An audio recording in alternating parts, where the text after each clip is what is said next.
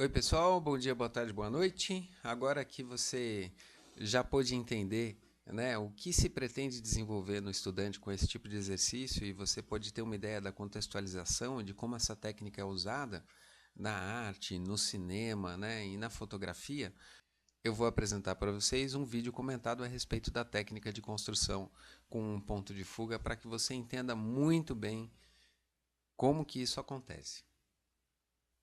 O que a gente tem aí? A gente tem um ambiente ou um espaço e esse espaço vai ser visto, né, na forma de uma perspectiva como eu estou mostrando para vocês agora. Toda vez que a gente fala de perspectiva, tem uma figura, uma peça-chave, alguém que está posicionado em relação a esse espaço, que é o observador que eu estou mostrando para vocês agora.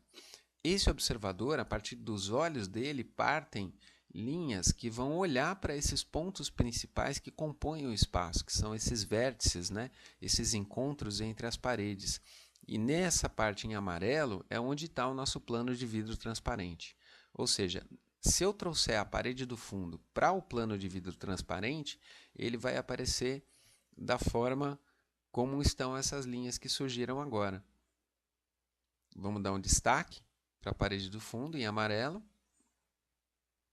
Analogamente, né, esse encontro da parede da direita com o teto, ele vai ser enxergado por esse observador como essa linha diagonal que eu estou exibindo para vocês. Da mesma forma, os outros encontros, né, analogamente, também vão ser representados por essas diagonais. Então, o que a gente tem? A gente tem a representação de um espaço que está atrás do plano de vidro, sendo projetado para o plano de vidro da forma como você está vendo agora aí no vídeo. Então, por mais que se passe a ideia de uma tridimensionalidade, na verdade essa tridimensionalidade não existe, porque o processo de perspectiva ele é uma ilusão de tridimensionalidade, né? Se você for colocado ali nos olhos do observador, como eu estou mostrando para vocês agora, você tem a sensação de ver a profundidade do espaço, mas na verdade essa profundidade está sendo retratada num plano. Então, agora que você pôde compreender essa ideia da ilusão, né, da tridimensionalidade que é produzida pela perspectiva, vamos para algumas premissas que estão por trás dessas técnicas aí. Então, a primeira premissa é o plano da perspectiva, é o plano de vidro, onde ela vai ser representada, né? Então, a gente tem aí um ambiente, a gente tem um observador, né? Partem linhas dos olhos desse observador que estão olhando para esse ambiente, e aí em destaque com as linhas vermelhas, o que você está enxergando é o plano de vidro onde a perspectiva vai ser retratada. O que o observador enxerga? Ele enxerga o ambiente e a profundidade desse ambiente. O tópico 1 que você tem que prestar atenção nessa técnica, a questão da ortogonalidade ou a questão do paralelismo. Todos os planos que são paralelos ao plano de vidro, eles vão apresentar linhas paralelas. Então, olha, todas as horizontais são paralelas, todas as verticais são paralelas, né? Se a gente olhar a parede do fundo e o plano de vidro, a parede do fundo ela apresenta linhas, né, que são paralelas ao plano de vidro. Ou seja, esse é o princípio da ortogonalidade. Vamos ver se você entendeu.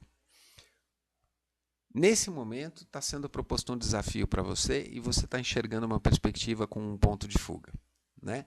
Quais são os elementos que são paralelos ao plano da perspectiva? O plano de vidro é esse grande retângulo, né, que está em volta aí dessa imagem inteira. Dá uma olhada, pausa o vídeo, procura aí nessa perspectiva quais são, né, as superfícies que são paralelas ao plano de vidro. Tome o tempo que precisar. Pause o vídeo e depois que você descobrir, você coloca o vídeo para continuar, ok?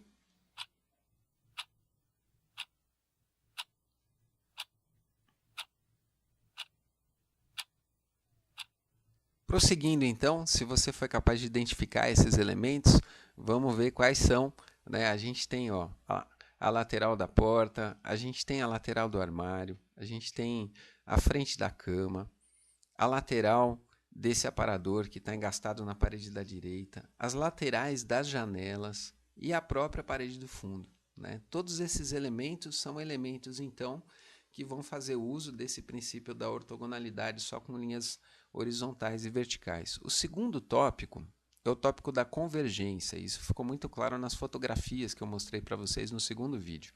Se a gente pegar essas linhas diagonais que dão a ideia de profundidade do espaço e esticar essas linhas, você vai ver que essas linhas, né, quando se estendem, elas vão se conectar num único ponto. Esse ponto que está em destaque aí é o ponto que a gente chama de ponto de fuga. Eu coloquei algumas linhas para mostrar, né, uma estruturação do piso. Se você quiser estruturar um ambiente, basta que você faça com que essas linhas de profundidade, essas linhas que vão de perto para longe, converjam para o ponto de fuga, e aí você vai reparar, né, que a perspectiva vai estar corretamente estruturada. Segundo desafio, tome o tempo que precisar, pause o vídeo. Qual é a pergunta? Quais são as linhas nessa perspectiva que convergem para o ponto de fuga? Então, nesse momento, pause o vídeo, tome o tempo que precisar, identifique quais são as linhas que compõem essa perspectiva que estão convergindo para o ponto de fuga. Se você identificou corretamente, as linhas que estão convergindo para o ponto de fuga são exibidas agora todas ao mesmo tempo. Dá uma olhada se você deixou alguma de fora ou não, né? Mas são todas essas, ou seja, toda linha na perspectiva que está indo, né, de uma posição mais próxima do observador para uma posição mais distante dele, são linhas que vão convergir para o ponto de fuga. Tópico 3 é o tópico de verdadeira grandeza. É muito importante que você entenda que na perspectiva, tudo aquilo que está longe, tudo aquilo que está perto, acaba tendo o mesmo tamanho. Então, aonde que a gente marca essas medidas, né? Se a gente imaginar essa sala, por exemplo, a gente está olhando para uma sala. A altura da sala lá no fundo e a altura da sala aqui na frente é a mesma. Então, sei lá, a sala tem 3 metros aqui na frente, ela tem 3 metros lá no fundo. Então, como que eu posso marcar a medida se 3 metros aqui na frente é maior e 3 metros lá no fundo é menor? Essa é a questão da verdadeira grandeza. Toda vez que a gente trabalha com perspectiva, né, as medidas de altura só podem ser marcadas nessas duas linhas vermelhas que eu estou mostrando para vocês. Ou do lado esquerdo ou do lado direito. Mas só a partir dessa linha que a gente marca a altura. Escalímetro aí, né, para representar que a altura só pode ser marcada nessa posição. Vamos colocar um desafio, então. Tome o tempo que precisar e vamos mais uma vez. Em qual lugar a gente deve marcar a altura do armário?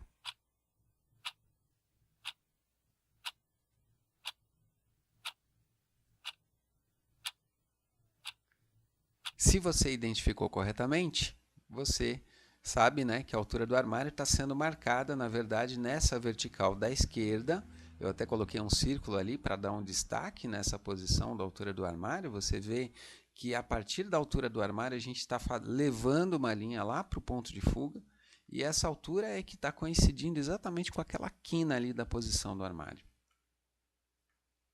Da mesma forma, a altura da porta vai ser marcada na linha da esquerda, né? E a partir daquele ponto a gente vai levar uma linha lá para o ponto de fuga. Não se preocupa agora em entender, né, como mostrar se a porta está antes ou se a porta está depois, mas a questão da altura, simplesmente, que a gente está estudando nesse tópico. Em relação às janelas, a gente vai marcar do lado direito as duas alturas, a altura de cima da janela, a altura de baixo da janela. Em relação à bancada, a mesma coisa. E aí você deve estar se perguntando, e eu vou lançar um desafio para você exatamente em cima dessa pergunta que você está se fazendo. Como a gente marca a altura da cama?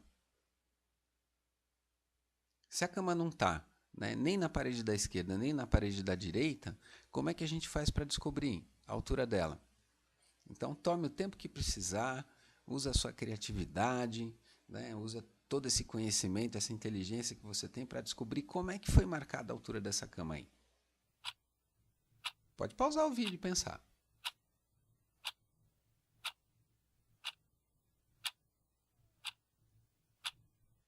Para mostrar para você como a altura da cama é marcada, né, exatamente da mesma forma que todos os outros elementos, pessoal. A gente vai usar a linha do lado direito ou a linha do lado esquerdo. Eu tirei o armário da imagem, né, e o aparador para ficar um pouco mais fácil da gente entender.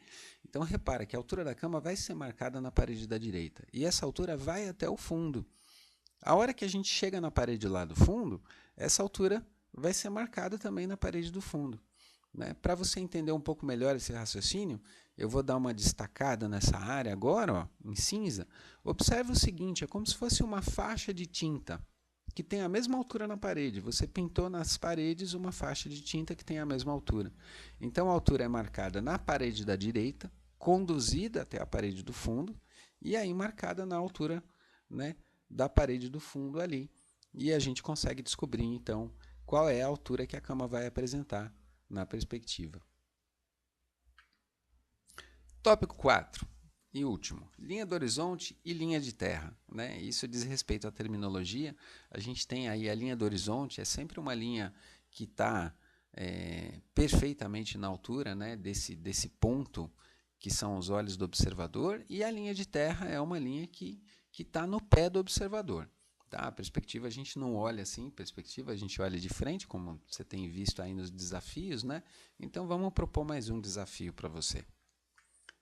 Tome o tempo que precisar. A pergunta é simples. Aonde estão a linha do horizonte e a linha de terra nessa perspectiva?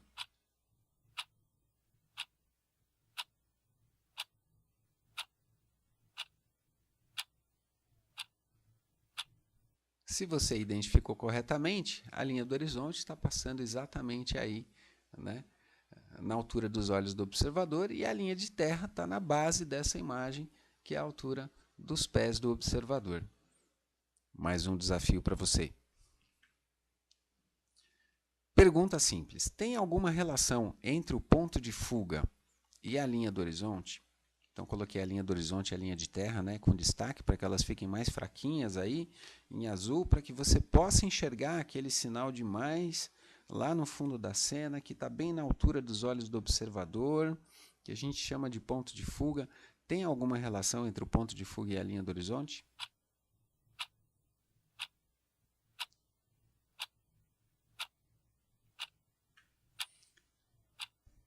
Se você identificou corretamente, a gente está vendo o destaque aí do ponto de fuga, e uma característica que a gente tem da perspectiva é exatamente essa, né? O ponto de fuga ele mora em cima da linha do horizonte.